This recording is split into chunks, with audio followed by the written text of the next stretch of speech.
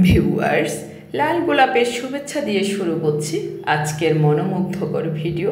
আজকের ভিডিওতে থাকবে সীমা বৌদি, কণিকা দিদি, প্রীতি বৌদি, পরেশ দাদা এবং তাদের বাবুসহ কতটা আনন্দঘন পরিবেশে আমরা সময় কাটিয়েছি সেগুলোই আপনাদের সাথে শেয়ার করব বলে ভিডিও ধারণ করেছি। তো চলুন আমরা ভিডিওটি উপভোগ করি। ভিউয়ার্স, ইতিমধ্যে দেখতে পাচ্ছেন ওনারা সকলে চলে এসেছেন।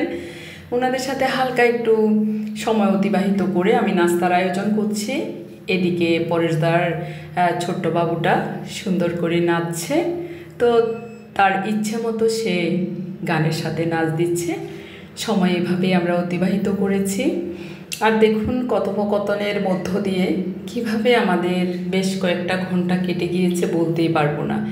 এখন আমি নাস্তা দিয়েছি, আর দুপুরে যে রান্না করেছি তখনকার একটু একটু ভিডিও ধারণ করেছি, সেগুলো সামান্য দেওয়ার চেষ্টা করেছি। এগুলো হলো নারিকেলের পিঠা। তো নারিকেলের রসগোল্লা পিঠাটা আমি খুব সুন্দর করে করার চেষ্টা করেছি এবং দারুণ একটা স্মেল বের হয়েছে, মনে হচ্ছে অনেক মজা হবে।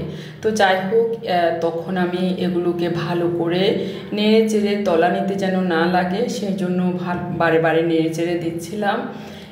কিছুক্ষণের মধ্যে আমি নামিয়ে ফেলবো।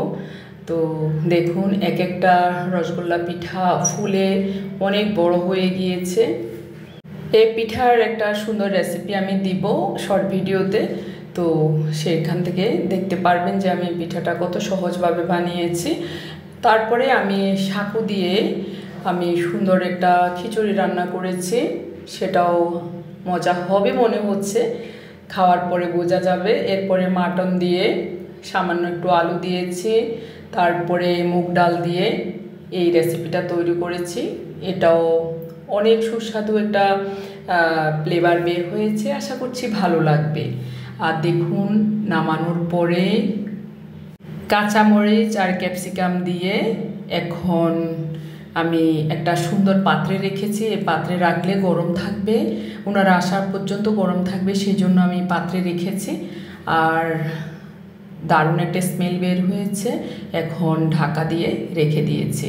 তো ওনারা চলে এসেছেন, এখন আস্তে আস্তে আমি নাস্তাগুলো দিচ্ছিলাম। এদিকে আমার হাজব্যান্ড আছেন, পরেশ দাদা আছেন, পরেশদার প্রিয় তরকারি রান্না করেছি।